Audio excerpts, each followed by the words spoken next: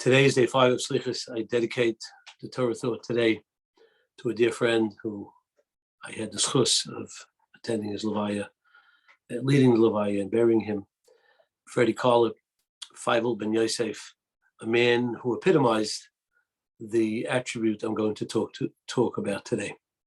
You know, we're before Rosh Hashanah, and very often it just looks like, here we go again. Nothing's changed. I still haven't gotten the treasure at the end of the rainbow. People still waiting for shidduchim, waiting for parnasa, waiting for a cure for their illness. And it seems like the more time goes on, the more we stay the same. Is that true? Is there nothing to look forward other than a hope, vague, faint hope? Maybe this year will be different. Was there something more significant about the year coming around? So in one stanza, in the Slicha entitled Yashmienu, the one we say responsively, there's one line that struck me. It says, B'voi kegal hagalgal lahachlif hashita rayoscha yonoscha lucha poino habita. And the simple understanding of it, it's a little obscure, the word usage, but the way the Mefarshim explain it is that when the wheel of misfortune comes rolling over us like a wave, kegal hagalgal, like a wave, hagalgal, which is like rolling over us, throwing us, lahachlif shita, throwing us everything in disorder.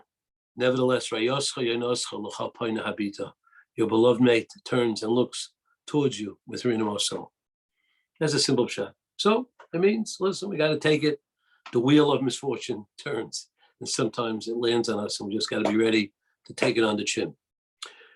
But I saw a great idea, a little different twist and a positive twist. Michael Feinstein, he's a Tzad of Kosher Baruch, one of the great Gainim, Talmidim of Yeshiva Meir, who was a great Rosh Yeshiva on his own, and the son-in-law of the Brisker Rav, and a beloved and cherished nephew of the great Gain, Rabbi Moshe Feinstein. And he says as follows. He says, it means as follows, that every year, Kosher Baruch Hu remakes, redirects the shita, the system of the year. Each year there's a new plan. And each year we come and we go forward and we hope that not only we will have enough merits and be worthy of not being inscribed in the book of Mason, of those who will die, but rather be inscribed in the book of Chaim. He says the book of Chaim is not just those who don't die. You have to have a reason to live. There has to be a reason to live. You have to submit and be worthy of being part of this system, the Shita, that HaKadosh Baruch Hu implements in the world. And every year he renews it. And it may not be so apparent to us what role we play, inevitably, even if we don't get the big prizes. But we are challenged, and we take the strengths that we had in life and we've accomplished last year, and there are new applications, new situations, whether at work or at home, or the myriad of interactions that we have in the course of a year. No 2 years are alike.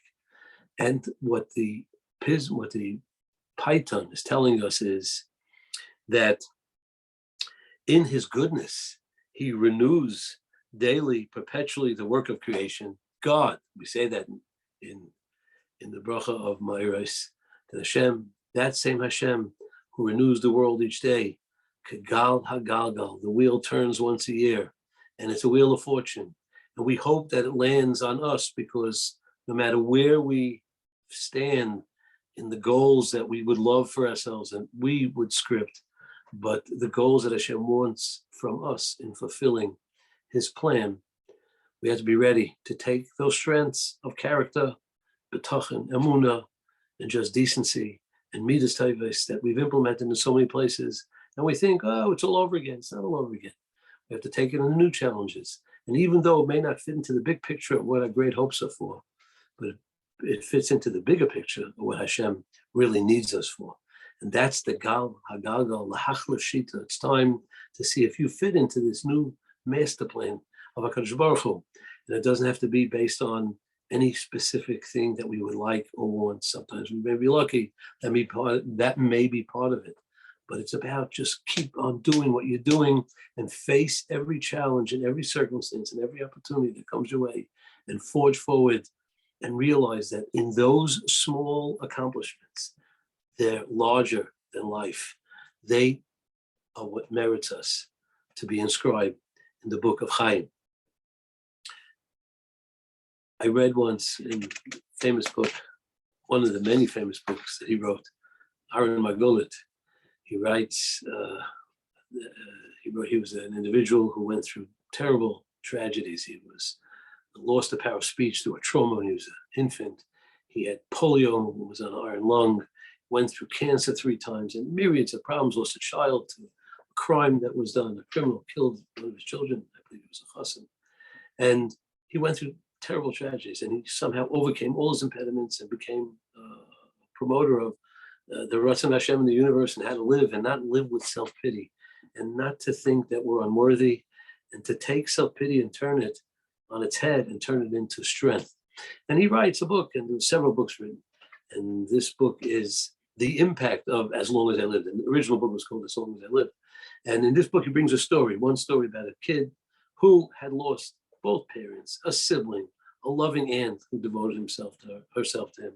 And he had married and divorced as a result of no fault of his own. And he was miserable and he was angry and he was a victim and felt pity over himself. And he just couldn't get out of the doldrums until once, by chance, he came to hear a speech by Rabbi Margolith, and something provoked him and something struck him. And the next day he came to him and he says, wow, you changed my life. And he saw on his face, Rabbi saw in this young man that he was all of 20.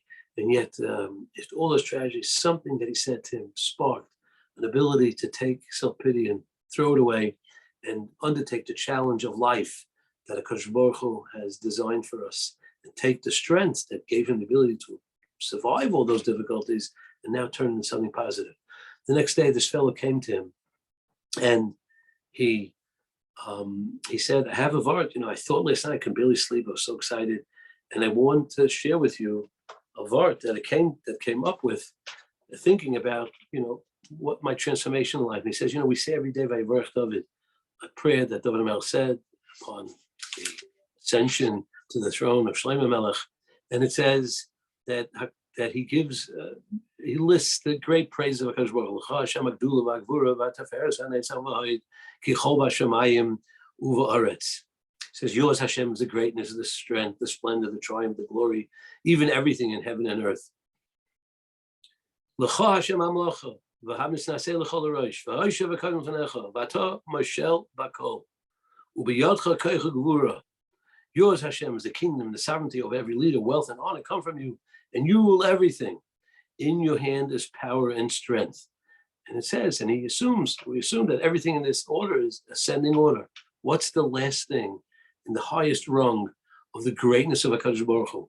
Ubiyadcha, and in your hands, Hashem, the Gadel,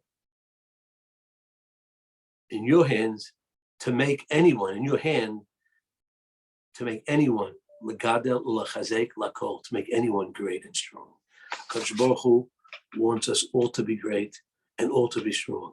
L'Chazek, he's mechazek us, but it takes our willingness to submit and accept that. And even if we don't get the things that we think we need, but to realize that we're worthy and we do so many good things and so many things that we struggle, we overcome that may not be on the headlines, but in Hashem's eyes, those are part of the system, the new Shita that is coming to demand from us. This is our job, to realize that each one of us. And this fellow, Freddie Kahler, was a man who grew up with a lot of struggles and went through many struggles in life. He could have easily become a victim and live a sour life. But he turned his strength in overcoming his victimhood and became a hero to his students, to his family, to his friends, a man that despite all the difficulties in life, realized that his Avodas Hashem was to keep on plodding forward with strength, emunah, and faith, and take the midah of HaKadosh Baruch Hu, L'Gadel L'Chazek, and then be Megadel and Mechazek others. And that's what he did. He empowered his students, his children, his grandchildren, and empowered all of us by his great persona. May be a blessing for him. May we take the lesson as the wheel of fortune turns. A new game plan, a new master plan to make sure that we're part of the master plan.